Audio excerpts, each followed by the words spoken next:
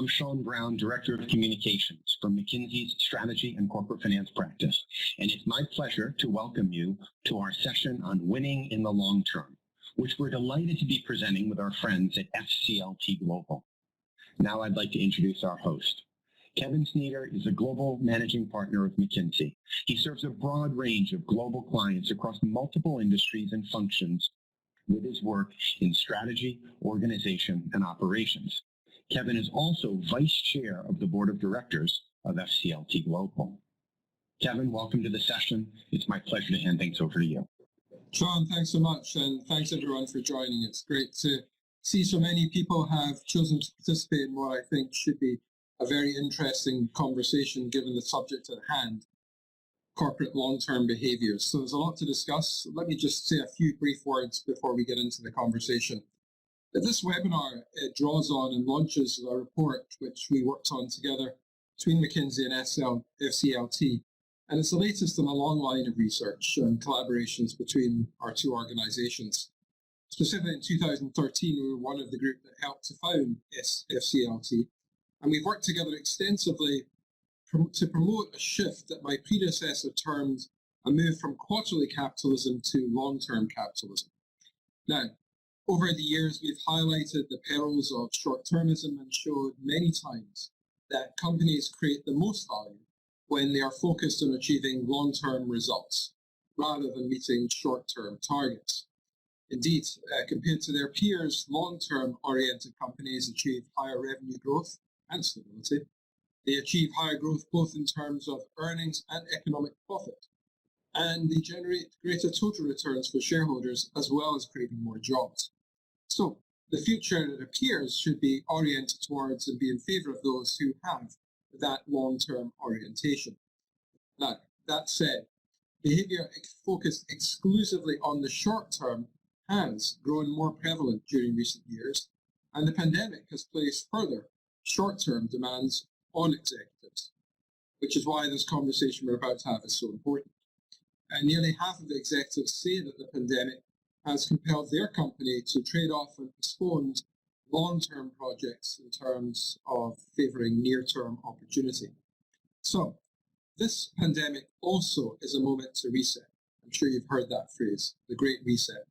And in that reset, in this time of enormous change, companies do face a chance to alter the way they think about their long-term strategies. That's why we're having the conversation today. Indeed, half of those who completed our surveys say that companies have altered their long-term strategy because of the pandemic. So it's more than ever important to go beyond previous research, to really look at what it will take to ask the question whether companies can and will focus in the long term is one part of it, but more important is how to do so. What are the behaviors that distinguish long-term companies from their peers? What is preventing companies from adopting these behaviors?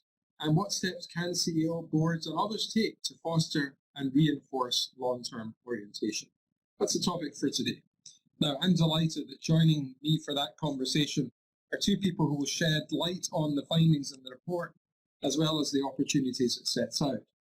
Sarah Williamsonm is the CEO of FCLTGlobal, which indeed is the non-profit organization that developed the research and tools that encourage long-term investing. It has over 50 members, and Sarah has been the CEO for the last 4 years after spending her career at Williamsonm Management, and she's worked across the US and the UK, and in her current role advises institutions across the world. I'm also pleased to say she's a McKinsey alumna too. Tim Koller, who will be celebrating 28 years with our firm, leads our Strategy and Trend Analysis Center, which is our hub for financial and capital market analysis and valuation. And Tim is a best-selling author. I see that term used quite widely, and I've always wondered what it means. Well, in Tim's case, it means that as the lead author of our book, Valuation, Measuring and Managing the Value of Companies, he can claim to be at the heart of a book that has sold over 800,000 copies. So I think that merits inclusion on a bestseller list. He's also the lead author of other publications in this arena, and really is therefore extremely well placed to anchor the conversation that he, Sarah, and I are about to have. So I welcome our leaders, our thought leaders for today, and I'm going to start with a question really for Tim and Sarah, which is that this research is being published at what I think it's fair to say is a truly seminal time, unique time. Lots of phrases in which we're all trying to reimagine what's ahead, what's next normal. Maybe we could start, Tim, if you could just give us an overview of the key findings that the report sets out before we get into the detail. Tim? Thank you, Kevin. Great to be here, and thank you all for joining. As Kevin mentioned, in the past, we've done research which showed that companies that are long-term oriented tend to create more shareholder value, they tend to create more employment, and more satisfaction for customers, those kinds of things. What we set out to do in this particular piece of work is to move from that perspective to the perspective of what do long-term oriented companies do, and secondly, what are some of the things that companies can do to become more long-term oriented? How do you overcome some of the barriers to become more long-term oriented? On the page that you're seeing right now are the behaviors that we find that long-term oriented companies embrace, and also the temptations that they avoid. And many of these will seem obvious, but there are still plenty of companies, long companies, that fall into the trap of forgetting one or more of these things, or being too timid about some of these things. So the behaviors to embrace are, one, is to invest sufficiently to achieve a winning position in new areas that your company is growing into. It's not unusual for companies to be able to identify where the new opportunities might be in their industry, but especially larger companies are sometimes reluctant to go all in and invest enough to achieve a winning position, and that often is sort of taken by others or by smaller companies. So it's a matter of making sure that you put enough capital and talent against those initiatives that will really make you winners in your industry. Secondly, making sure that when you look at your portfolio of strategic initiatives, that the returns that you're going to earn are going to exceed your cost of capital. This seems kind of obvious, but whenever I talk to sophisticated investors, they're always concerned, and they want to make sure that companies are focusing on making sure that they earn a high enough return on capital with their funds. And this may mean, and this is particularly an issue in cases where your industry growth is slowing, or in some parts of Asia, for example, where it's very prestigious to focus on size or growth, and in some parts of the U.S. and Europe as well. So making sure that you earn a high return on capital is number two. And number one and number two, or A and B, go closely together. You have to figure out what the right balance is for you.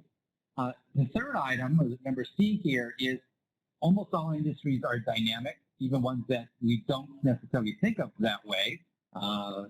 They become dynamic, like, say, consumer branded foods. And so as a company, in order to be more long-term oriented, you always have to be reallocating capital and talent, by taking capital and talent away from the parts of the businesses which are going to be shrinking or no longer creating value, putting them into the newer opportunities. We found that many companies don't do that aggressively enough, and it may mean divestitures as well. Divestitures is a good thing if you're not the best owner of a business. The fourth thing is to focus on generating value for all your stakeholders, particularly the employees, customers, suppliers, or whatever. It's really impossible to create value for the shareholders over the long term if, for example, you don't have satisfied customers or productive and enthusiastic employees. So those are the things that companies need to focus on. The things to avoid are, in some ways, just the inverse. One, and these are temptations. It's very challenging sometimes to sort of make these difficult decisions. But what we see happening often for companies that become too short-term oriented is they starve growth investments because of short-term earnings pressure. And so that's something to avoid. The best long-term oriented companies will continue to make those investments regardless of what's happening in the short term. Secondly, companies need to make sure that, particularly when they do get into cost cutting is a great thing in many cases, unless it involves the competitive, damaging the company's competitive position. Right? If you cut costs that damage customer service or innovation, that's going to hurt you in the long term. So avoid, be very precise about your cost cutting, making sure it doesn't affect the customer. And then finally, business is naturally volatile. Almost every industry, there's, obviously COVID is an extreme case of that. But every business, there are things you cannot predict. You can't predict exchange rates. You can't predict oil prices. You can't predict all the other events that are going to be happening in the economy. Don't try to artificially reduce that volatility.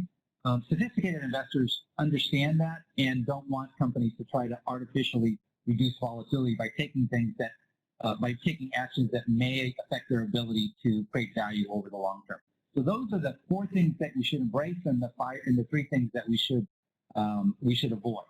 We also then said, well, what are some of the things that companies can do to start moving in the direction of being more long-term oriented? We focused on both the board of directors and on what different CEOs and other senior executives can do. In terms of the CEOs, in terms of the board of directors, CEOs boards of directors, traditionally they often will focus on approving the strategy and then performance management, understanding or trying to evaluate the management based on performance. What they need to do, is to be more explicit about the link between the two, making sure that the companies are actually following through on the strategic strategy and making sure that these strategic investments are fully funded, for example. Secondly, compensation systems still are too oriented on financial results. And so we think that similarly, we have to evaluate our CEOs differently, focusing on the quality of the strategy, how well it's being executed, are they meeting milestones before the financial results, for example? What kind of culture does the company have? Is it innovative? Is it open? Is it open to debate so the best decisions are made? And how strong is the management team? Are there a couple of CEOs ready to take over if something were to happen to the CEO? Are the business unit heads the best in their industries, et cetera? Those are the things that we should evaluate the CEOs on. And then third, we need to we think that there's an opportunity to extend the length of executive compensation over longer horizons, including 3 to 5, sometimes more years after they leave the company, to make sure that they weren't taking short-term actions that pumped up the share price in the short term that made it difficult to create value in the long term. In terms of the CEOs in particular, we think the CEOs need to get much more personally involved in making sure that those strategic initiatives are funded properly, staffed properly, and that they're the one making the decision. If it needs to be cut, they're the ones should be making the decision. It shouldn't be someone deeper in the organization, a business unit head saying, "Oh, I've got to meet my short-term earnings target, so I'm gonna cut some investment spending." That should be a decision that's being made by the CEO. Secondly, they need to make sure that their management system encourages risk-taking. Many companies we come across, individuals in the company are sometimes reluctant to come up with ideas because it may seem like a risky idea to them as a whole, even though for the whole company it may not be risky. So you need to come up with ways to encourage people to take risks and eliminate some of the risk in their careers in taking some smart risks. Finally, or number 6, we believe there's an opportunity. There are plenty of investors out there, a significant number of investors. About half of the institutional investors are much more long-term oriented. They're not necessarily the noisiest investors, so it sometimes appears that the market is very short-term oriented. The reality of it is there are many, many long-term investors, institutional investors out there. They're not the ones that call you up all the time, but by engaging with those long-term investors, you can understand what they're looking for, what's important to them. That'll give you the courage to focus on the long term. And then finally, in your communications internally and externally, if you focus on both financial performance and non-financial performance, non-traditional metrics that show you what progress you're making towards your long-term objectives, you'll be able to avoid, or it'll encourage you to avoid focusing too much on the financial short term. Thank you. Sarah, anything would you like to add? Yeah, thanks, Tim. I appreciate that summary, and everyone should know there's a huge amount of work behind this short summary, including some really interesting polling data and natural language processing data. So we hope you take the time to read the full report. But what we've tried to point out here in these couple of pages are some straightforward do's and don'ts. And we think in particular the don'ts should be pretty easy to address. So, in summary, if everyone on this call, when you're in a meeting where a key decision is being made, would simply ask themselves the question, is this the right decision for the long-term future? I think we'd make a lot of progress in solving this issue. maybe I can pick up on that thought, progress in solving this issue, because there is a bit of a conundrum here, which is we've been at this for quite some time in showing the link between behavior and short-termism, and yet our research shows that there has been a rise in short-term behavior amongst publicly traded US companies. So what's driving this? What's stopping the progress?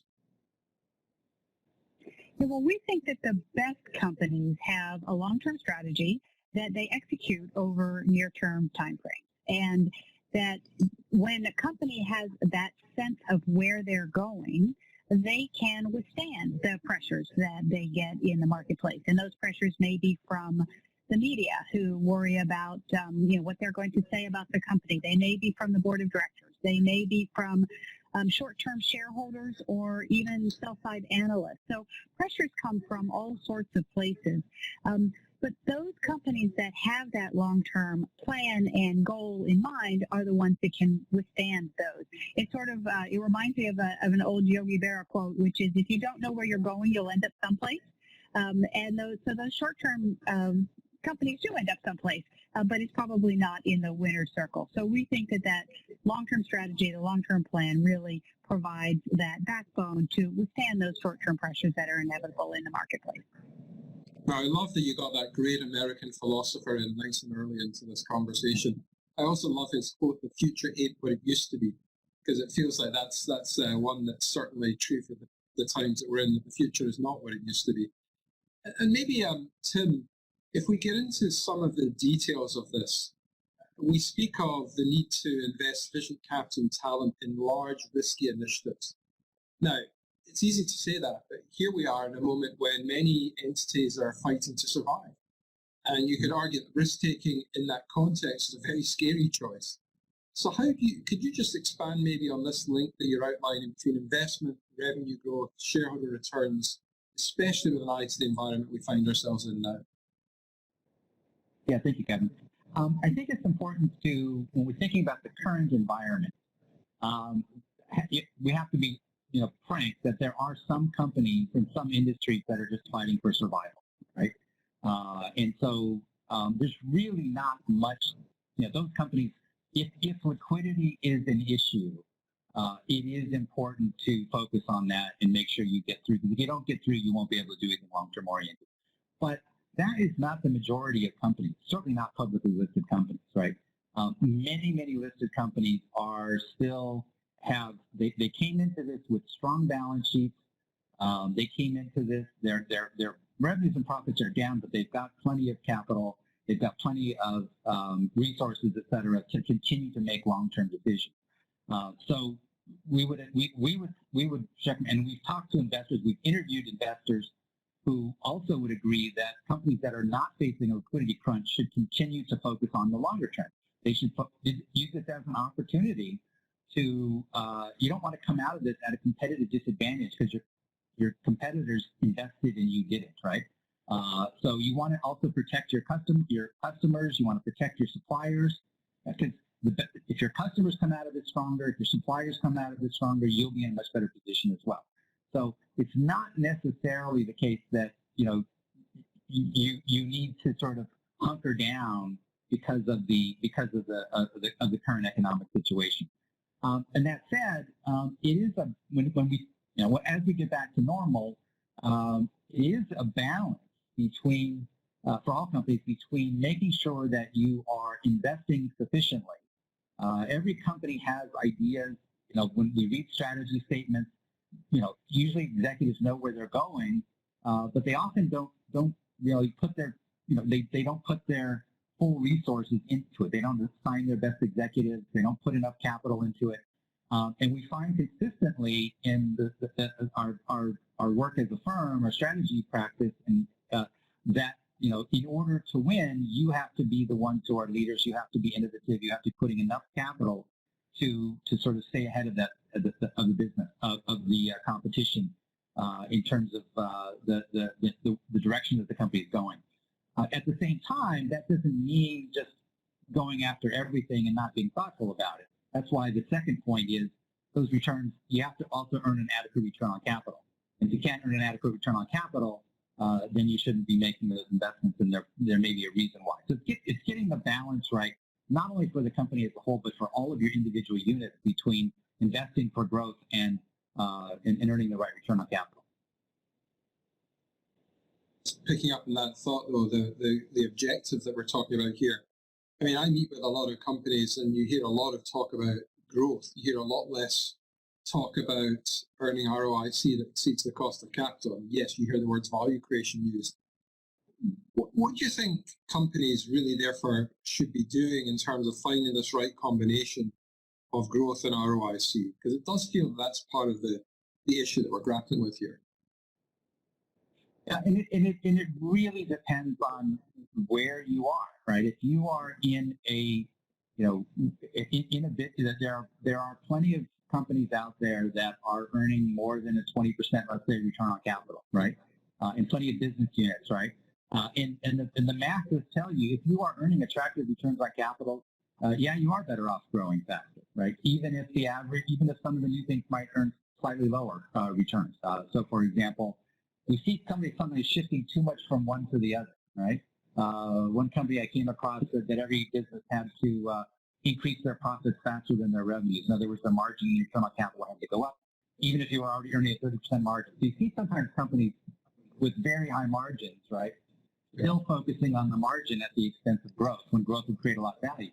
On the other hand, if you're in a very competitive commodity-like industry, where you're earning a 10 or 11% return on capital, yes, that's where the weight shifts from focusing on growth to more focusing on improving the return on capital. And the reality is, for most large companies, when you dive down a couple of layers, you typically will find that there are business units which are earning a high return on capital with great growth prospects.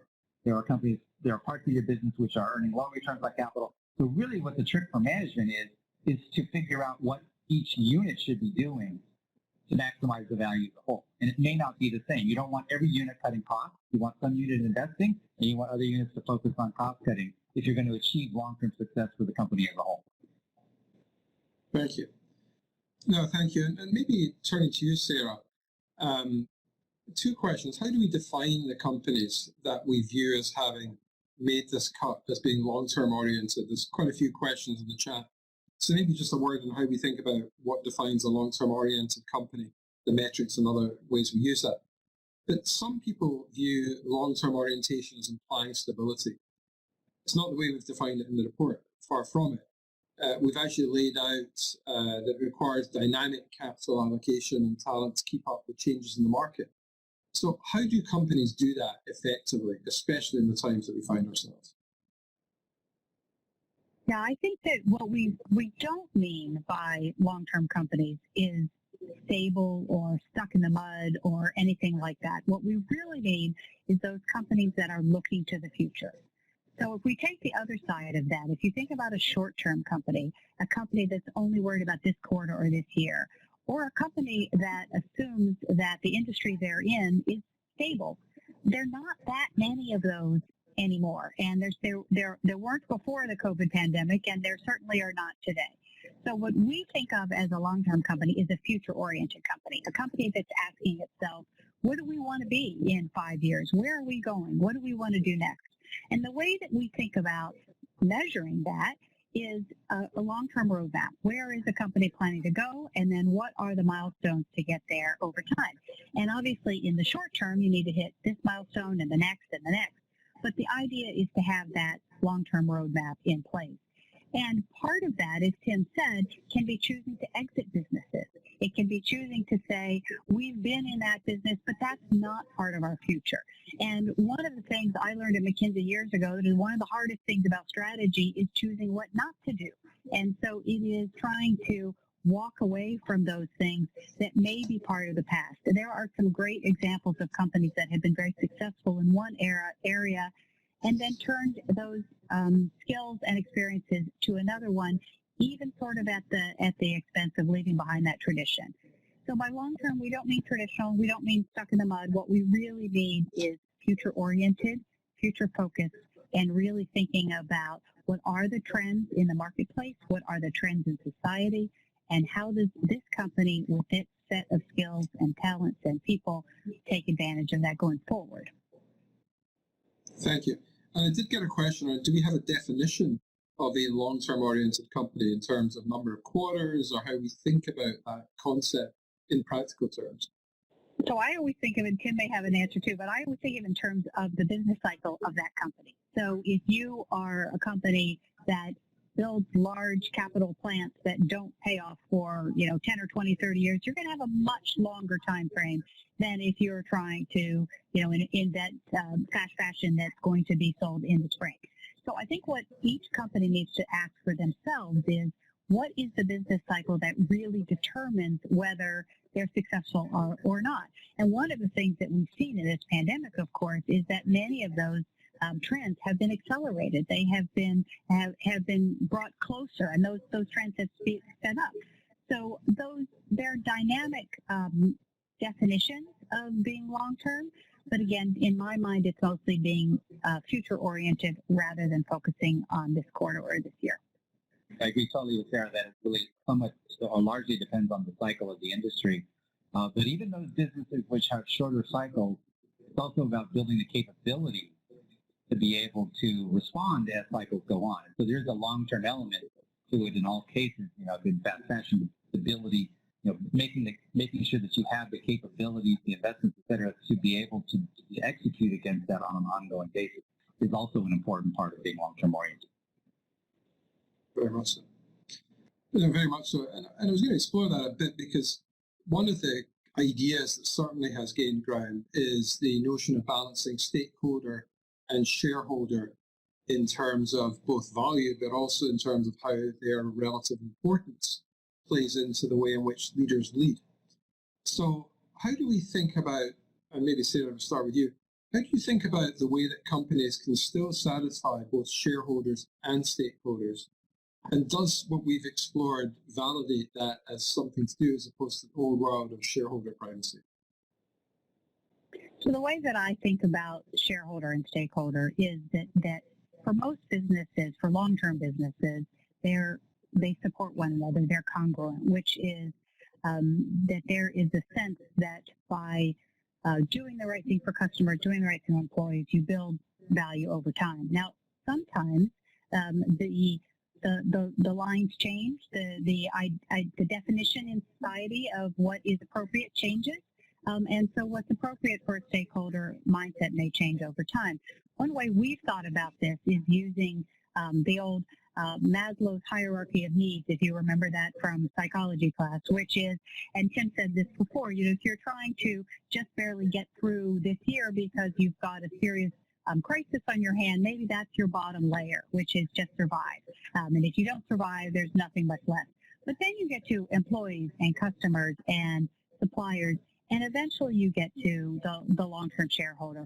We don't typically put the short-term shareholder in that hierarchy because, or the other actors who tend to put pressure on, like the press or sell-side analysts or something else.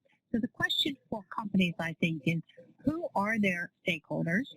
What is the prioritization? And they have to make choices on that.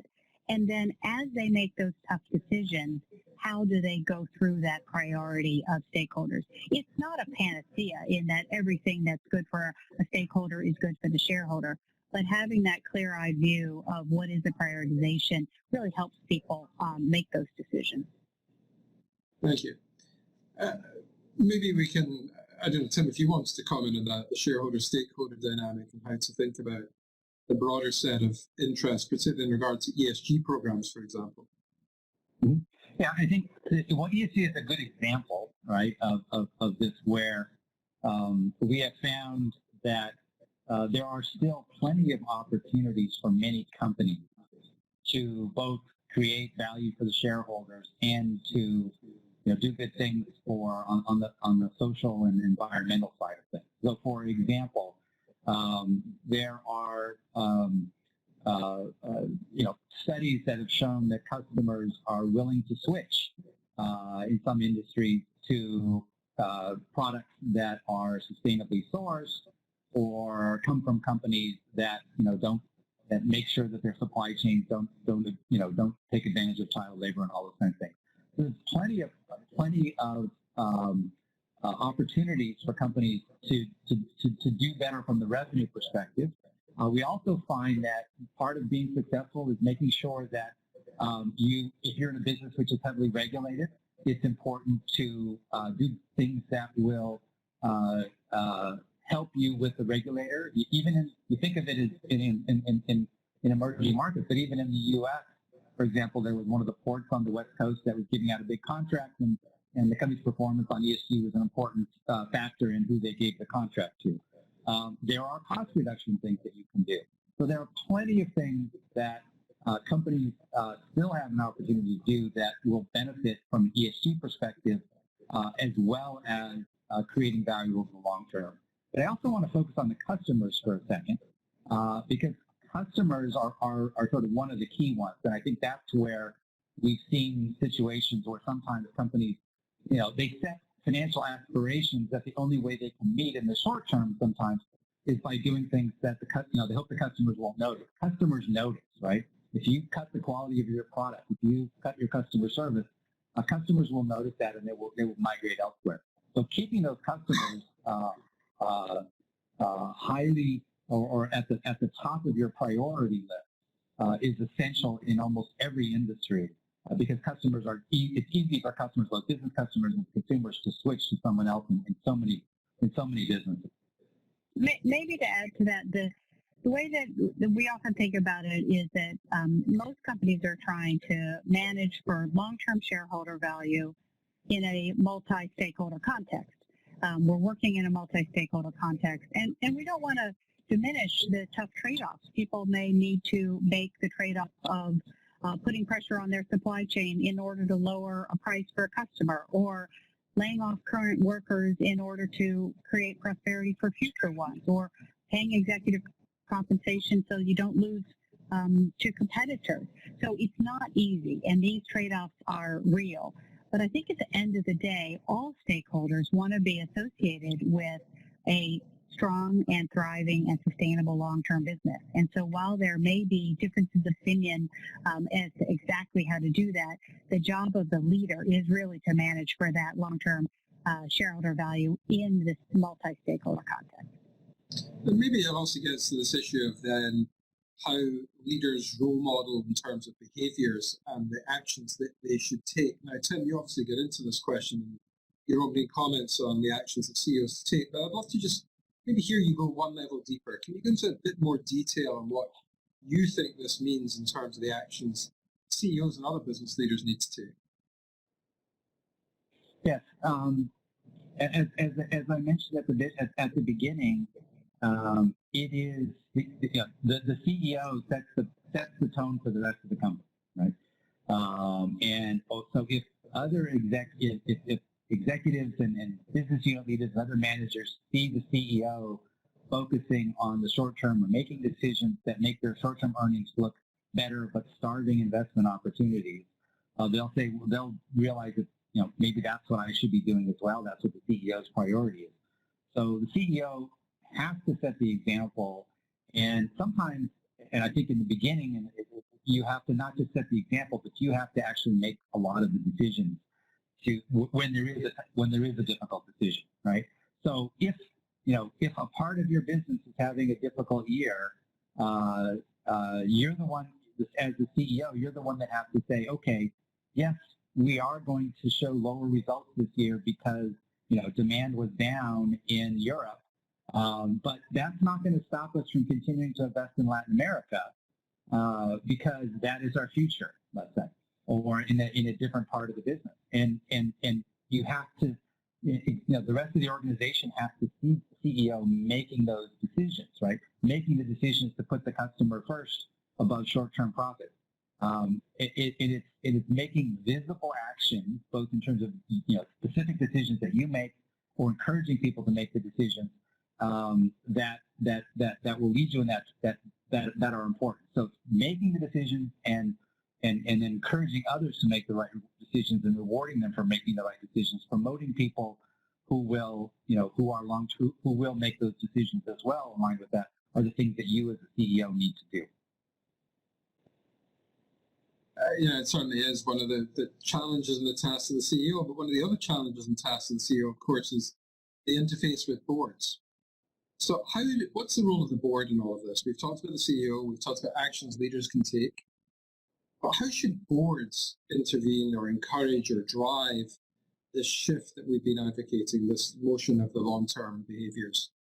I'd love to have either of you maybe comment on that. I think the board has to get away from focusing so much on financial results and focusing more on how those financial results are achieved, right? And this may take more time. It may take, some members of the board spending more time to be able to really understand what's going on and what decisions are being made, so that we don't just sort of, the CEO comes to you and says, okay, we had a good year, we met our earnings target. The board has to ask the question, okay, yes, you met your earnings target, but did you also meet all the milestones for your strategic objectives and your initiatives? Did you fully fund those initiatives? So the board may have to get involved, not necessarily micromanaging, not telling what the CEO what to do, but asking the questions about, okay, you told us here's what your strategy was going to be and what investments you're going to be making, for example, for growth or for improving your return on capital.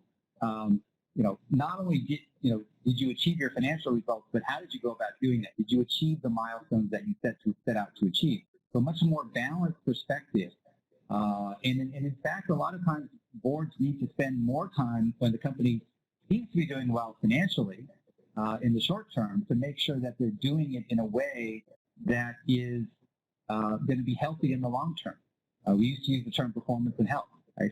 A lot. And you need to have a healthy company. You need to have satisfied customers, satisfied employees, making sure that all those other elements are also being accomplished. And that takes more time often. It takes a deeper conversation with the CEO, at the end of the year or whatever about what was actually accomplished, not just focusing on the financial results. Yeah, and I would add to that the other critical role of the board is to be the representatives of the shareholders and increasingly a face to the shareholders. So we see boards and shareholders interacting directly much more than perhaps in the past. And so if you think about the role of the board in being long-term, first of all, it's essentially impossible to have a long-term organization if you have a short-term oriented board. That's very hard. And so we think of really several things the board can do. The first is to have a composition that's built for the future, not the past. And so that may be the skills on the board, that may be having the skills of where the company wants to go to, that may be representative of the demographics that they want to serve in the future. But it's really thinking about, is the board built for the future or is the board built for the past? And then the second thing we think a lot about is, can that board articulate the long-term strategy both to themselves, within the company, but then also to the shareholders, because the shareholders will expect that. And then the third is, can they really listen to the shareholders, the right shareholders, the long-term shareholders? Because as we know, sometimes the noise that we hear from the investment community writ large is about this quarter or this quarter's targets or this year, and that sometimes the noisiest investors are not the long-term shareholders. Often the long-term shareholders are actually quite quiet. So can the board also listen to the shareholders and bring that into the room? So I think I agree with everything Tim said in terms of working with the CEO, but the board also has this role of looking outside the company, particularly to the shareholders as well. Where do we go from here? What would you advise in terms of how to take what we've found and tailor it to the context in which the people who've joined this webinar have as their reality? And specifically, what does that mean in terms of the further research or the open questions you see?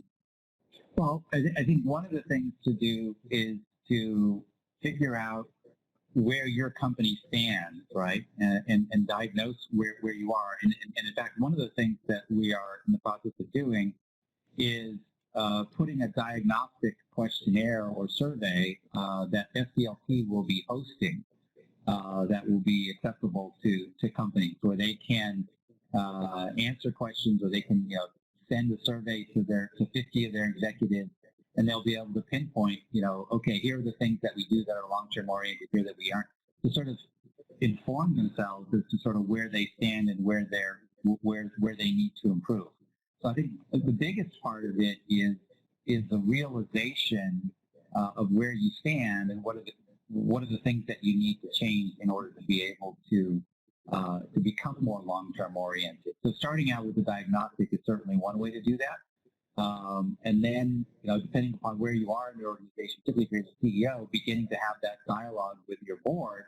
If you do feel like you're short-term oriented and you feel that the board is putting pressure on, start having that conversation with the board about how do we become more long-term oriented? How do we change? Is there something we can do, the way you interact, the way the board helps out the management team, that the board can be supportive, asking the board to be supportive of the long-term decisions is another action that can be taken. So those are some of the actions that can be taken to sort of get people moving. A lot of it is just having the courage, if you will, to sort of start to just take the first step. And it almost doesn't matter what those are, but begin to move in that direction. Figure out what's best for you and move in that direction. Sarah, maybe you can handle the what next. Where do we go from here? Yeah. Well, I think one of the things we've all learned in the last 6 months or so in this pandemic is the importance of trying to anticipate long-term trends and long-term changes, and trying to apply some of the lessons we've learned in this work, but from this pandemic, to other things that are long-term issues that are coming down the road. And so, two of those that I would highlight that are pretty clear are climate change and the increasing importance of diversity, equity, and inclusion. So what lessons have we learned about companies reacting to and getting ahead of some of those issues? And I think it comes back to a lot of the same things, which is, what is that long-term strategic roadmap? What does a company aspire to be in 5 or 10 years? And then how do they actually bake that into the behaviors that those corporate executives execute on every day? And so as I think about how do we take this next, it's taking the lessons learned sort of inside the company, if you will, and trying to apply those to other really tough issues that we know executives are facing. Thank you. Sean, I'm inclined to hand it to you so we make sure we have enough time to get through the other questions received. I have a bunch of really great questions. First one is related to the way the media portrays stock buybacks, executive bonuses. Are they exaggerated by the media, or are they part of the problem in terms of this long-term orientation? And then there's a follow-up to that, which is around this notion of pay. And do you agree that executive remuneration needs to match that long-term view? And if so, how do you do that? Well, those are great questions. Maybe I'll start. So the first thing I would say that just a week or two ago, FCLTGlobal published a paper on buybacks, and you can find that on our website. But the bottom line is that the press would like to say that buybacks are good or evil, and it's a little more complicated than that. And the way that we think about it is that buybacks can be used for very legitimate reasons in terms of returning capital to shareholders and so on, but they have a number of pitfalls. So what we have named our paper is Mitigating the Pitfalls of Buybacks. And one of those pitfalls, of course, would be the use of buybacks to manipulate compensation in some way. Usually that's because the compensation plan is badly developed, badly targeted. Another is to starve things that Tim was talking about earlier, like customer service or R&D or investing in talent, in order to pay buybacks. So the way that we think about buybacks is that there's nothing wrong with buybacks as a tool, but they're a very powerful tool, and so that they need to be used extremely carefully, and that they can be misused. So a board is really responsible for being sure that buybacks are used for their appropriate purposes. And on executive compensation, we're actually working on that issue as we speak, which is, how does one align executive incentives with long-term goals. And those long-term goals may be shareholder value, they may be broader stakeholder goals, but very clearly incentives incent. And if people are paid on the wrong incentives or people are paid to be short-term, we shouldn't be too surprised when they are. So it's a critical issue. We are in the process of trying to come up with toolkits that really unpack that now. So I'm going to say stay tuned on that one. I will just add a couple of thoughts. I agree totally with Sarah. On the buyback question, there are, absolutely buyback can be, good or bad. It's not in general, they are one or the other. There are plenty of companies, and most of the buybacks are coming from companies that generate lots more capital than they can reinvest. And that's because their investment is not in physical capital, but in talent and intellectual capital or intellectual property, R&D, technology companies, pharmaceutical companies. All of their investment shows up on their income statement. So when it appears that they're buying back a lot relative to their income, that's because they don't have to make physical investments, right? And in many cases, they're profitable enough that they're limited in sort of how many more people they could spend, hire for R&D or whatever. So a lot of the companies that are doing those buybacks are those that really are generating much more cash flow than they can profitably reinvest. So that's not, if they're doing it to manipulate EPS or something like that, like Sarah said, that's not good. But if they're doing it because they have excess cash that they can't properly invest, that's what they should be doing. In terms of executive compensation, I think just one thing I'd add to what Sarah said is that I think that, we, in the interest of sort of, being objective or whatever, we've tended to sort of shift executive compensation towards quantifiable, formulaic things, right? And by definition, almost anything that you can quantify is going to be short-term oriented, right? And so I personally think that you need to shift the evaluation and compensation of particularly CEOs to a much more holistic view and not just a mechanical formula.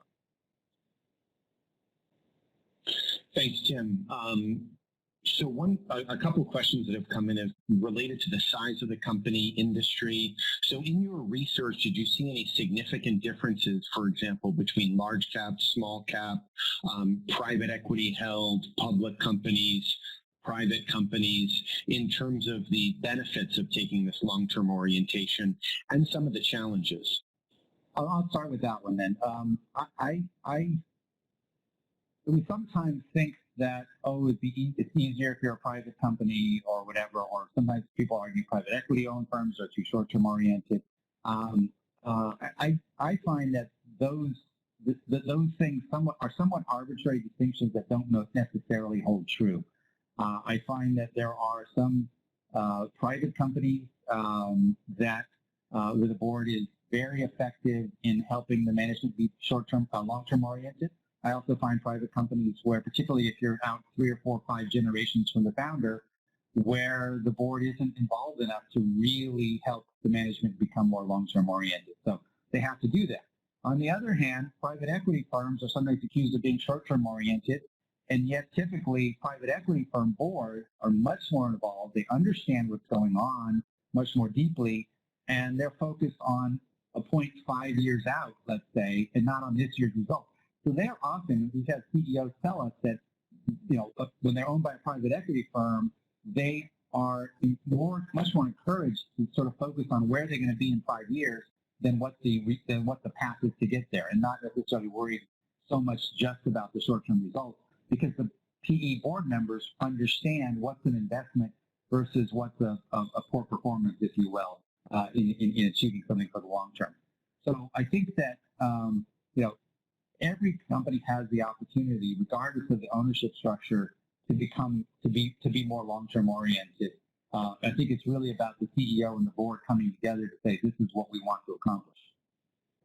I guess the only thing I'll add to that is that what we're talking about here is balance between being focused right on the now and being long-term oriented. And you could theoretically have companies that are too long-term oriented, that focus too little on the here and now. In the public markets, we find that is extremely rare. So there could be family-owned companies, for example, that are really very, very long-term focused, and they're not as focused on the near-term milestones.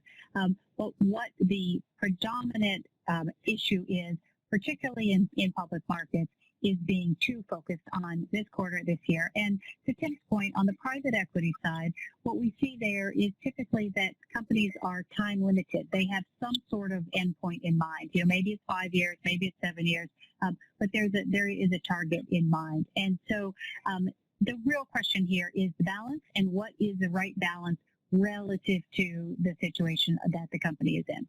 One other thing I would add is that there's an element about the complexity of the company, right? As opposed to the size itself. It's more about the complexity of the company. If the company is, the more complex the company is, the more time the board has to spend to understand what's really going on, right?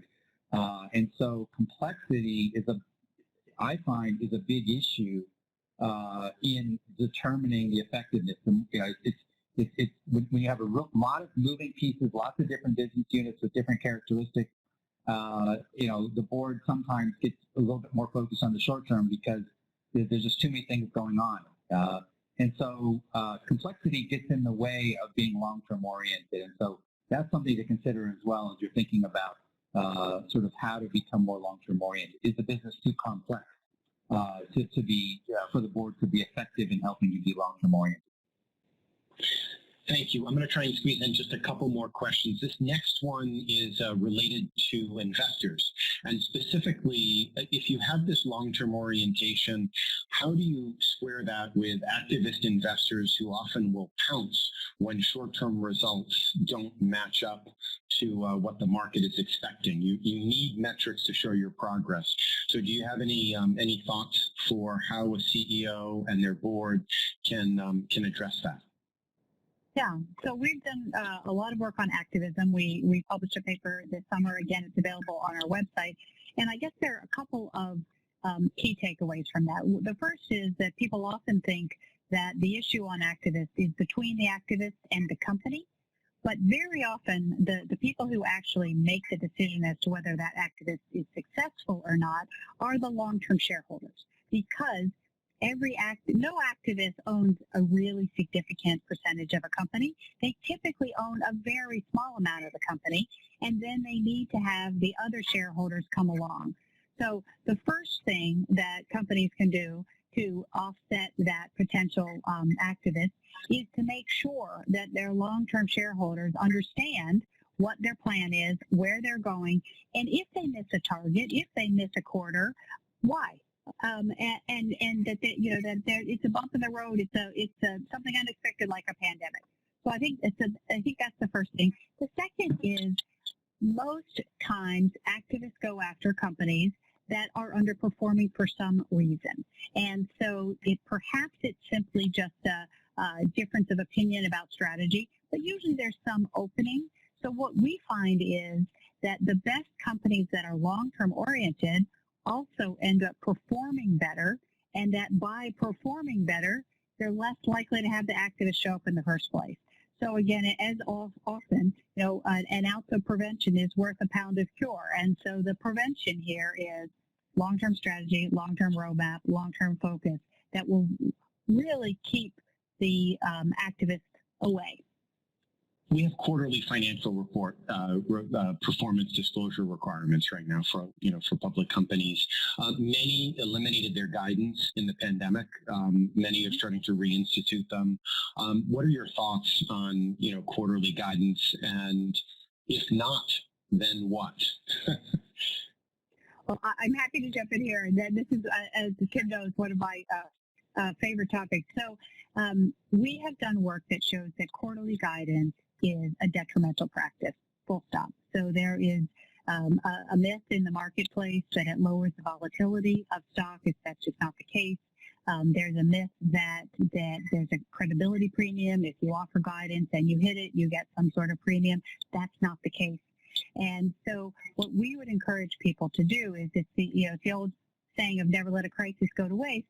If you have taken this opportunity to get rid of quarterly guidance, don't start. It's like smoking. It's better not to start, but if you quit, don't start again. So if you quit, don't start again.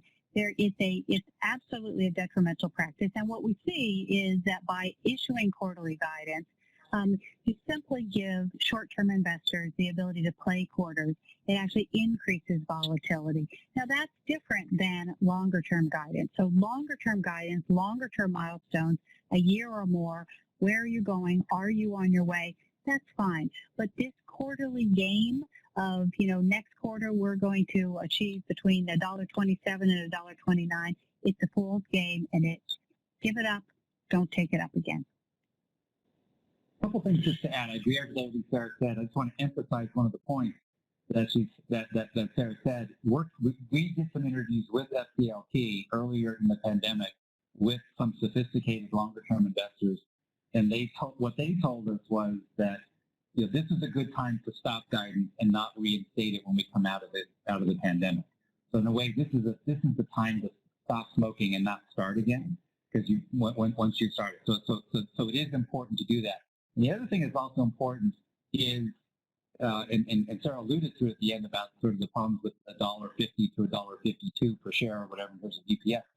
Investors are looking at not just what your EPS is, but how you achieve it.